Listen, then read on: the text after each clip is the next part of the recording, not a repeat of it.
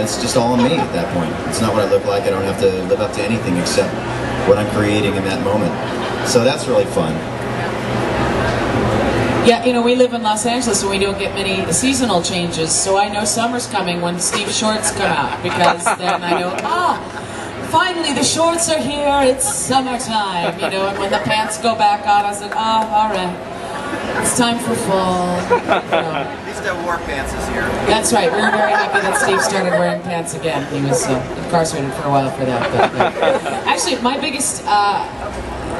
for me, I grew up listening to Mel Blanc and Warner Brothers cartoons, and I just thought that he was a genius, that he was unbelievable. So he was really my, he inspires me a lot, and still does when I listen to it now, so.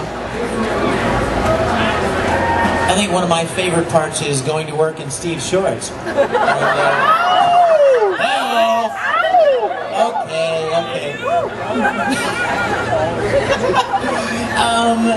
You know, I can't express how much I love what I do.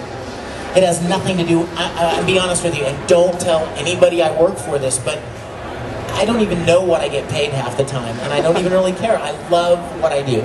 I'm so grateful for the chance to do something that I love so much, and half the time, even now, after 9 years, I'll go to the post, I'll go to my mailbox and open it up and there's a check in there for some work I did. I'm like, oh my gosh, I got paid for this. I mean, I still can't get over it.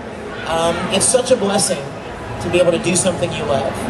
And there is no amount of money you can, you know, there's no value you can place on it. You know, doing something you hate every day, you don't want to do that. And there's no amount of money you could ever be paid that would make it worth doing something you just hate every day. But it's priceless to do something that you love.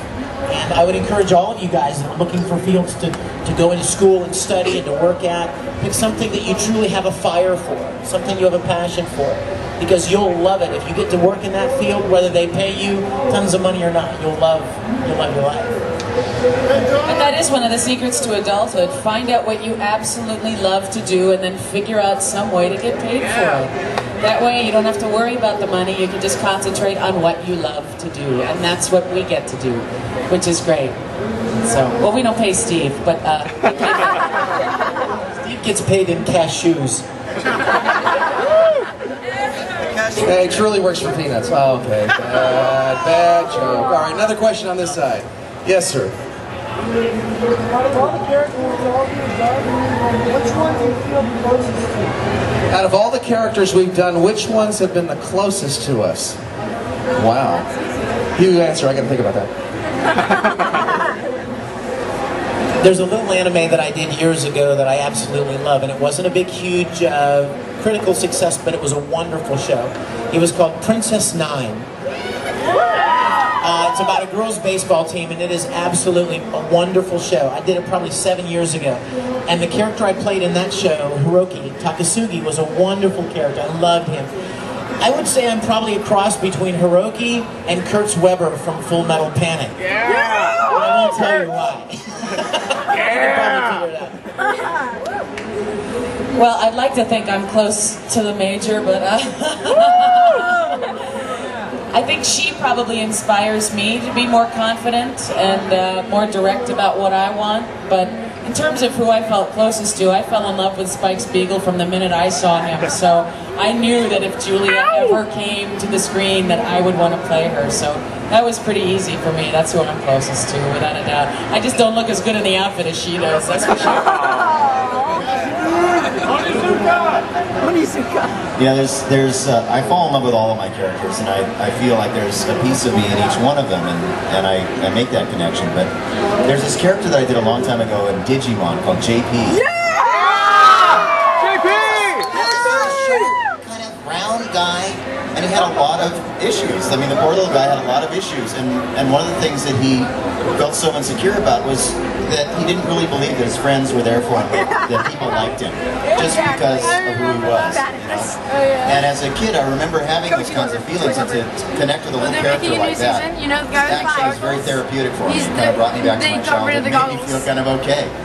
And then on the other end of that spectrum, I wish I could kick ass like Spike.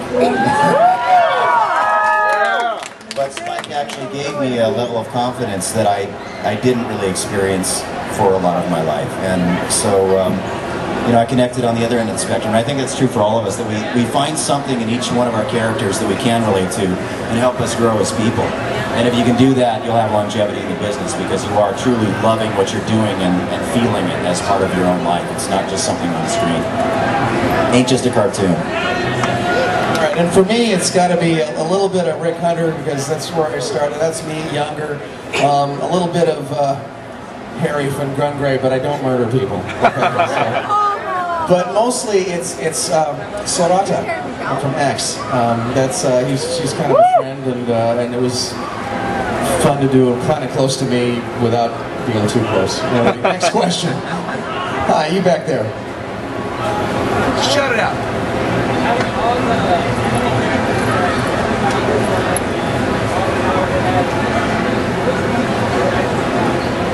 Which ones did we what? Out of the parts that we've all done, which ones did we actually want? I guess the ones we went after, is that what you're talking about? Who would you actually be? Like, have the powers? Oh, okay. Oh, yeah. Go for it. Who would we be? Who would you want to be out of all the characters? I'd be Geomon. I just love the idea of being able to morph into something bigger than I am. I think that's really cool. And step on stuff. And that's it.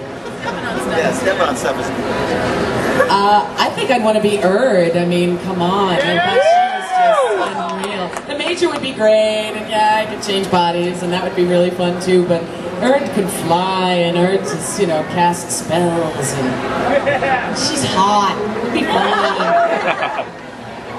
It's funny you should say flying because part of me would love to be Dark from D and Angel. Because he's hot. Because he has purple hair. Right? But I mean, who wouldn't want to be like the Full Metal Alchemist? So, yeah, I want to be him. I think it's for me. It's got to be Lupin. He just with Fuji games, he just loves it, you know. So I just like that guy. He just has fun. So, one more question over here. Yes. Okay, when you started the business, so how would you go about finding places that are having auditions or just getting started? The question is, he'd like to get into the business. Where do you find auditions? Where do you find? Well, the first thing you do is you get the Adventures in Voice Acting DVD at www.bangzomentertainment.com. Shameless plug. I'll let you guys answer that. Somebody asked this earlier, and different markets are different. Different cities where this kind of work is done are very different. If you live in the LA area, the way you would go about getting into the business would be dramatically different than the way you would get into it in the Texas area, and probably in the Vancouver area. Different markets are different. Back in Texas, because Texas is a right-to-work state, you don't have to be in a union or affiliated with any organization.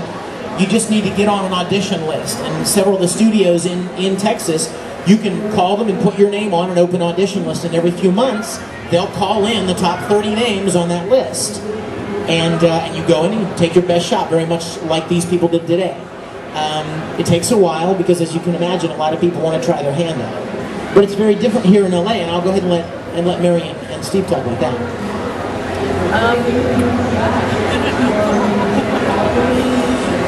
Yeah, LA is it's a very tight-knit group of people that can do it, and a lot of it happens through referral.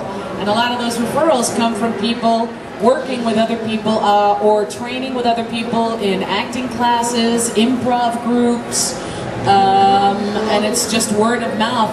You should try this guy, and if we've got a little role, if we've got a Walla session to do some tiny incidentals, we'll give you a shot, but you really need to get a demo put together, a professional demo that's just specifically for Jiraiya.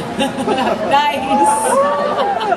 That's just specifically for voiceover, and you know, send it out to the studios because we do use them and we do listen to them. So.